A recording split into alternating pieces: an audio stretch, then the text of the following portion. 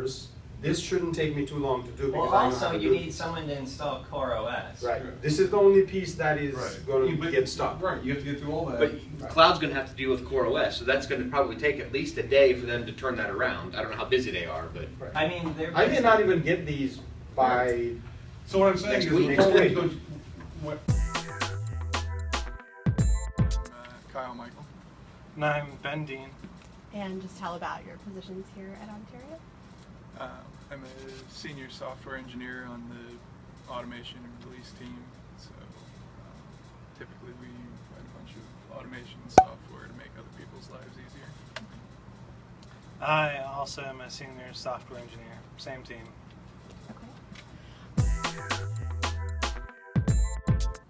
Did attend the University of Evansville and got a degree in computer science. So that was my major area of focus. But computers weren't really that big of a focus when I was a kid. Like, we didn't even have one in our house until I was in middle school. So I kind of got probably a little bit later start than a lot of the kids these days. Yeah. So, you know, one of the big joys back in the day with computers when I was in elementary or middle school was going to school and playing Oregon Trail on your Apple IIe. Yeah. So I think that has changed a lot, but from the time that I started having computers available, I got really interested and kind of started pursuing that as what I wanted to do. Okay. We always had computers around. My dad is a mathematics professor, and he always had computers from work that he would bring home for us to play with. So probably since the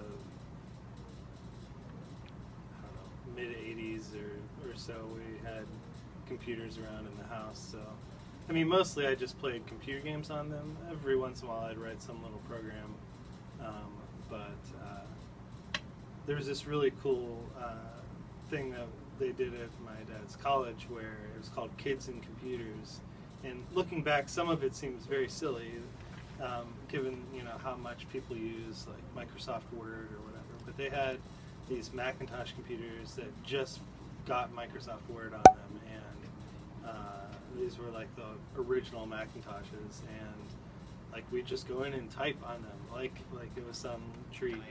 My background, my undergrad is computer science, and I have a master's from Ball State in information communication science.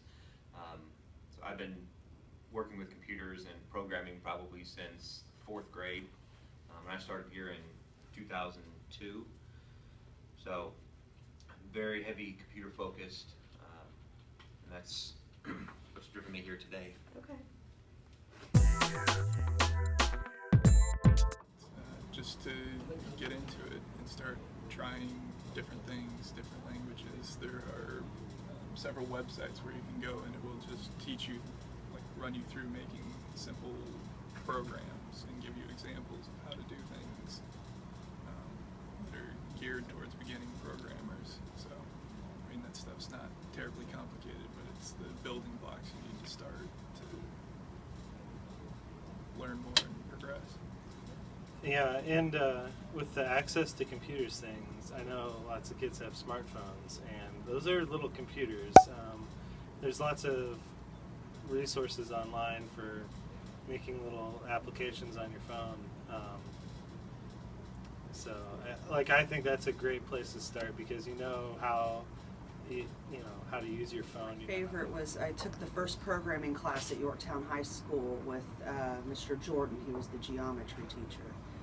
And we plotted, we did a graphics thing, and I was so excited because I plotted each point. You had each pixel you had to pick. And I did it out on graph paper first, and I did the Led Zeppelin Zoso album cover. First thing I wrote, we had to write a playable tic-tac-toe game. And so that was the first thing I remember, and that was in the 100 level class. And so when that was working, it was fun to bring a partner over and play tic-tac-toe against each other and just have fun with it. Yeah. I wrote a pixelated Indy 500 game. It basically is a Chewy, and you'd race this little car around this little oval, and it was like an I and a dash and and another eye, and that was what you raced around the. Okay. So it was first little game, but it was Yeah. kind of fun racing. It bounced Yes. off the walls and It's stuff. quite a sense of Yeah, good communication skills. You have to be able to communicate with other people, other developers and clients and other people you're trying to assist or anything. I think that's probably one of the biggest things right there. Okay. Communication, working with others, and then also like some, problem solving, some creativity to be able to think through and solve problems. And then sort of also sometimes, a good vocabulary, because what we as programmers talk to and our language and how we describe how we want to do things, and then you've got the clients who have the client-oriented how things should work. So being able to communicate, and when we say we want to do this, it means something to the client so they understand it. It comes back to the math. You can't just say, oh, draw a line. You got to write sine and cosine statements and figure out what every single point is and do it. So once you've written something doing that, you really appreciate, oh, I can just call in one line in this program and it'll draw circles all over the screen and move them around. And the same thing for what I took in college was 2D and 3D modeling and transformations, which you see that all the time in games. You take your World of Warcraft character or your Assassin's Creed character, just something to get him to turn around on the screen. That's a lot of work, and I had to do it the hard way. That now you've got something where you can say, rotate this character and it'll do it for you. Yeah. We're playing Pong long time ago. It came in a package of many different games on an Atari, but I was part of the X generation, so our parents kind of left us at home and left us with the video games. And so we did lots of video games growing up. I still play. When I get left home alone, I still play. Do your kids? Does anyone have kids that was really into gaming? Oh, And yeah. Oh, More yes. so on their phone is where they like to game. Or watching YouTube videos of other people playing games? You're finding that? Minecraft is huge in my family. Okay. All of the nieces and nephews play it with my brothers, and so when I have free time, I play Minecraft, and we all join together in one of the worlds. Yeah, So yeah. my brother's in Tennessee, I have a brother in Ohio, and so for everybody comes together in this little world is a lot of fun for us as a family. I mean, I create things. I make computers do stuff.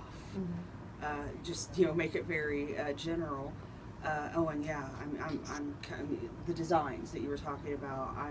But it's not just me.